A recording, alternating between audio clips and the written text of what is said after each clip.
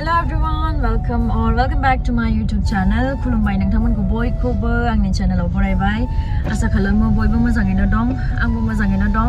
ओमफ्राय दायो आंजों लोगोसे दंफायो नैबेथिं गयारि, ओमफ्राय नैबेथिं राहुल, ओमफ्राय बेयाव लाखिथ'ना।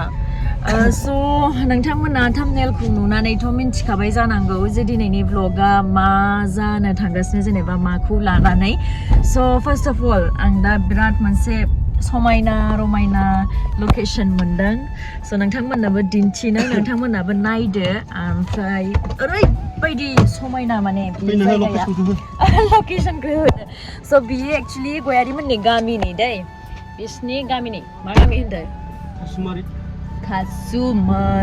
खासुमारि गामिनि। स' नै नायदो ओरैबायदि समायना जाना दङ जायगाया। माने बिसिनि गामिनि दैमा नालाय, ओमफ्राय बिथिं खासि हाग्रा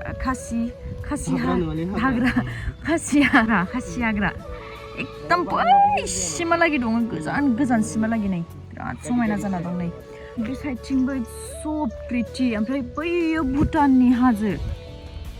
स' बियो गयारिमोननि गामि, लाइक बेयो दैमा, ओमफ्राय आरो बैथिंबो गामि दङ, ओमफ्राय बैथिंबो गामि दं। आङो आंनि फंबायनो गिफ्ट होनो नागिरदों। ओमफ्राय बे गिफ्टखौथ' बयबो मिन्थिखाबाय थाम्बनेलाव नुनानै। स' आङो जोंहा फंबायनो गंसे बाइक गिफ्ट होनो नागिरदों आरोना। ओमफ्राय नामानो जाहैबाय R15m नो। आंथ' बारा माने बाइकफोरनि बिदि नलेजबो गैया। ओमफ्राय आरो माने जास्ट अखा हादों, थांग्रोनोसै गारियाव। मोजाङै आं नोंथांमोननो खोन्थानो। स' आं नोंथांमोननो बिराद समायना लकेशनखौबो दिन्थिबाय आरोना, गयारिमोननि गामिनि खासि हाग्राखौ। ओमफ्राय सोरबाफोर बेयाव फैनोबा लकेशन नायनो खासिबारि फैनांगोन, गयारिमोननि गामियाव माने एन्ट्रि फिस 20 थाखा। ओमफ्राय दायो जोङो मसलपुर थांनो नागिरदों। मसलपुराव जोङो दिनै बाइक दिहुनगोन। आं आंनि फंबायनो बाइक गिफ्ट होनो नागिरदों आरोना।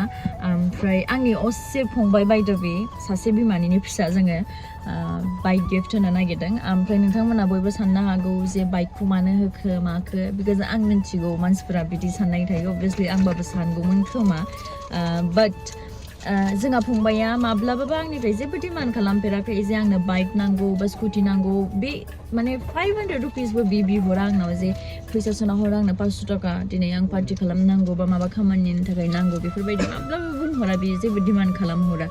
स' बेफोरबायदिबा अननो ओंखारखायो ना अभियासलि। स' आङो माने अगस्टआवनो स्कुटि गिफ्ट खालामगोन होननानै, माने स्कुटि होगोन होननानै आङो माने सानना लादोंमोन आरोना। ओमफ्राय आं बाबुखौ माने ओरैनो मेसेज खालामहरदोंमोन, जेनेबा स्कुटि दिहुनगोन सेप्तेम्बर मासाव होननानै बुंहरदोंमोन आङो। ओमफ्राय आरो गावहा आरो एकदम माने क्लियारलि डिनाय खालामदों आरो नाङा होननानै। ओमफ्राय आङो माने स्कुटि गिफ्ट खालामनायखौ मोनसे सुबिदा नायनानै खालामनो नागिरदोंमोन, बिकज स्कुटि लाबाथाय मानि थाखायबो प्रफिट जागौमोन, ओमफ्राय आरो जोंफोरबो मालाबा सालायनो हागौमोन। स' बेखौ साननानै आं माने स्कुटिखौ होगोन होननानै सानदोंमोन। बाट बिनो नाङा आरोना, माने क्लियारलि डिनाय खालामदों बियो जे स्कुटिखौ नाङा होननानै। बाट बियो आंनो माब्लाबाबो डिमान्ड खालामफेराखै जे स्कुटि बायना हो बा बाइक बायना हो होननानै। स' बै मोमेन्टआव बे खालि आंनो मोनसेल' मेसेज खालामहरदों जे माइ ड्रिम बाइक, बाइकनि नामा मामोन बेखौ आं मिन्थिला। स' माइ ड्रिम बाइक होननानै बियो मेसेज खालामहरदों आरोना। ओमफ्राय आंथ' माने आंनि माइन्डसेटखौ माने प्रिपेयार खालामना लाखादों, अभियासलि आं बाइकखौ होखाया होननानै। ओमफ्राय आरो बे जालांबाय, सेप्तेम्बर मासआ बारलांबाय, ओमफ्राय आरो अक्ट'बराबो बारबाय। नङा, अक्ट'बरा दासो ना? सरि, मास मोनसे। स' मास मोनसेनि गेजेराव आं माने होगोन होननानै सानखादोंमोन नालाय।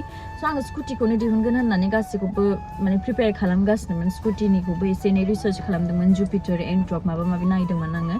ओमफ्राय आरो उनाव नैबे सासेया बुंबाय आरोना, लाइक जाखौ बियो बेखौ मोनाबाथाय बेसेबां दुखु मोनो, बै बुस्थुखौ माने फिल खालामहोदों आरोना। बे आंखौ बुजायदों जेनेबा।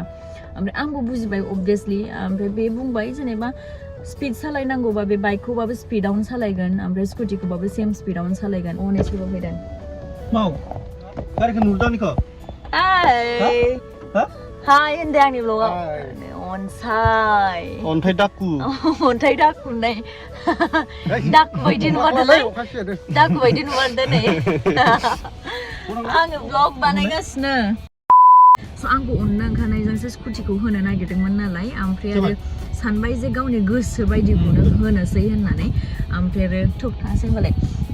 So बिनि सासे मा होनो फंबाय सिब' बेखौबो लाना थांनोसै जोङो दायो ओमफ्राय आरो so बेखायनो अनना ओंखारनायजोंनो आंबो जेनेबा दे होमबालाय बाइकखौनो होनोसै होननानै सानबाय बाट आं बेखौ माने सरप्राइज होगोन होनना सानदोंमोन दै जेनेबा लाइक R15m so बिनियाबो मडेल दङ नालाय टप मडेल बिनि सेकेन्ड टप मडेल बेफोरबायदिनो so बेना माने मोनसे फसायनाय बे जाहैबाय मन्स्टार माने R15m मन्स्टारनो ओमफ्राय आरो बेखौ आं मिन्थियामोन ओमफ्राय आरो जास्ट आङो R15नि माने टप मडेलखौ होगोन होननानै सानदोंमोन आरोना बाट उनाव नै बे गयारिया बुंबाय दा बे गाव मा फसायदों गावनि कालारा मा फसायना दङ बेखौ मोनाबा अबभियासलि असान्ति जागोन होननानै ओमफ्राय आरो आं मोनसे बुस्थुखौ माने एभ्रि टाइम बिलिभ खालामो जे सेटिसफेक्सना सरप्राइजनिसाय बांसिन मेटार खालामो होननानै जुदि बेखौ सरप्राइज होगोन ओमफ्राय बेथ' आंनि चइसनि जागोन ओमफ्राय बेबा मा फसायना दं बे फसायाबा माने